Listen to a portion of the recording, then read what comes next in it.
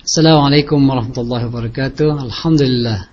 Wassalatu wassalamu ala Rasulillah wa ala alihi wa ashabihi wa man tabi'ahu wa la ba'da. Alhamdulillah. Syukur kita kepada Allah Subhanahu wa taala. Alhamdulillah.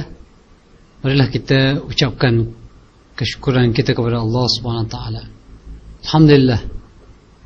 Setinggi-tinggi kesyukuran kita panjatkan kepada Allah Subhanahu wa taala.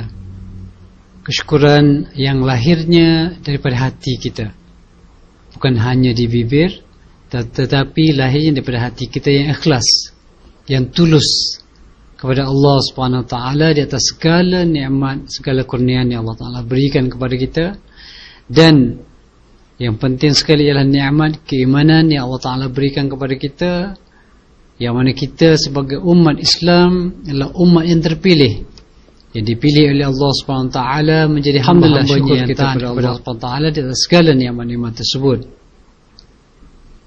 Muslimin yang rahmati Allah SWT, kali ini kita cuba membincangkan satu tajuk yang amat penting, tajuk yang sering kita cerita, tajuk yang sering diperkatakan, ya, tajuk yang sering kita dengar dalam ceramah-ceramah, namun ianya bukan senang ataupun begitu sukar untuk kita memilikinya. Apa yang saya maksudkan di sini ialah keikhlasan. Muslimin yang rahmati Allah Subhanahu wa taala, kalau kita cerita tentang keikhlasan, memang ianya senang disebut. Tetapi untuk memiliki keikhlasan itu, ianya memerlukan usaha yang berterusan. Dan keikhlasan ini adalah merupakan satu hadiah daripada Allah SWT kepada hamba-hamba yang terpilih.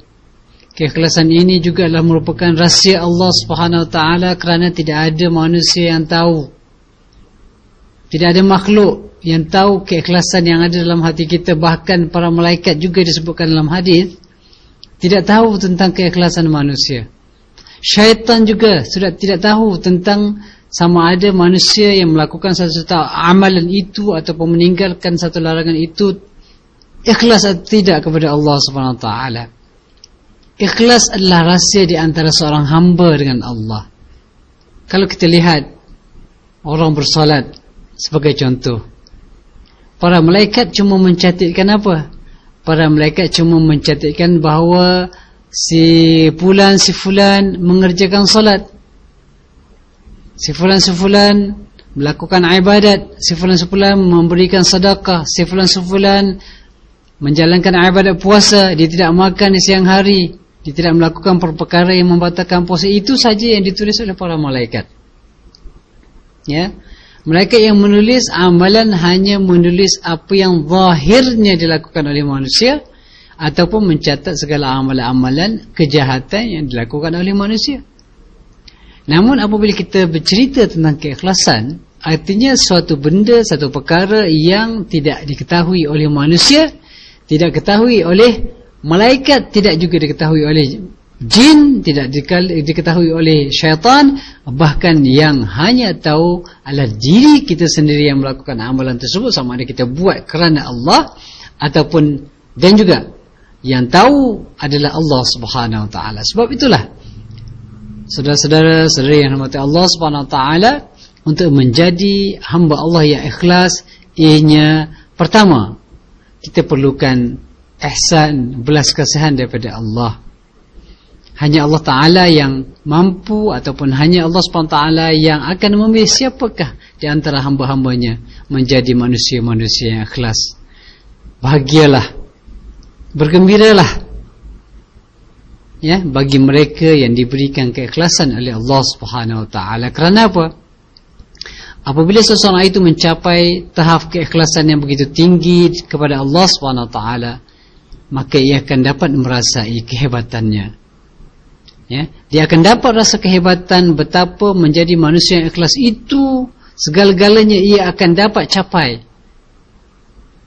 Berbanding dengan orang yang ada berbagai-bagai kenikmatan di dunia ini, orang yang mempunyai keikhlasan, mempunyai kepuasan yang luar biasa, yang tidak diperoleh oleh mereka-mereka yang mempunyai kedudukan yang tinggi, mereka yang mempunyai kekayaan yang begitu hebat dan luar biasa, yang mempunyai kedudukan yang begitu agung, yang disanjung oleh manusia, dipuji oleh manusia.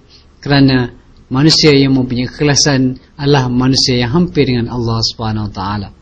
Muslimin muslimat yang dirahmati Allah Subhanahu Wa Taala, dalam kehidupan kita seharian kadang-kadang kita banyak melakukan satu perkara yang kadang-kala kita buat, kita kata kita buat kerana Allah, tetapi dalam masa yang sama kita berkongsi satu amalan itu dengan orang lain, dengan manusia. Kita kata kita beribadat kerana Allah, tapi dalam masa yang sama kita rasakan, wah, bagus juga kalau orang tahu apa yang kita buat. Kita kadang-kadang bersedekah, kita kata ya kerana Allah, tapi dalam masa yang sama kita rasa seronok juga apabila dipuji oleh manusia sekeliling kita.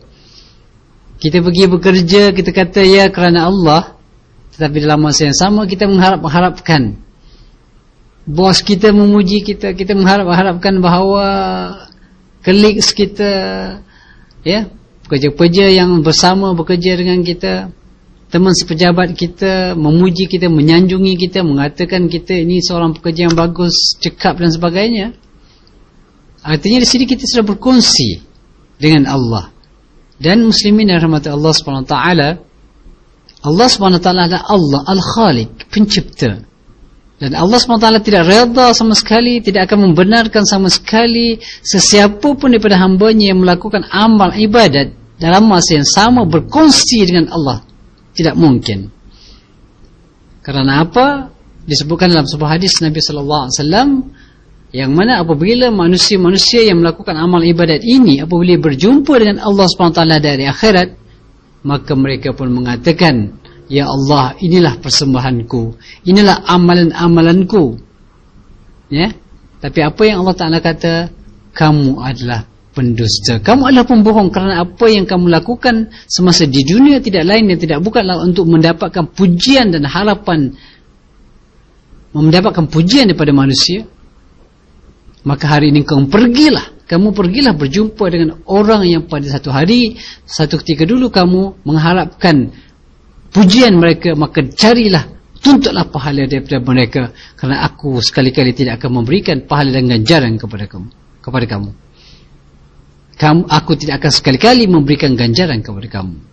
Bayangkan tuan-tuan muslimin muslimat yang dirahmati Allah SWT, kita di dunia kita merasakan bahawa segala amal-amal kita inilah yang bakal menyelamatkan diri kita daripada azab Allah SWT.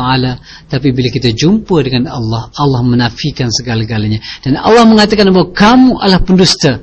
Dan memang kita seorang pendusta kerana kita lakukan amalan-amalan tersebut bukan kerana mencari redha Allah, tetapi kita mencari redha manusia.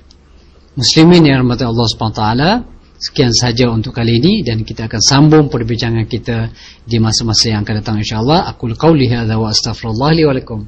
Wassalamualaikum warahmatullahi wabarakatuh.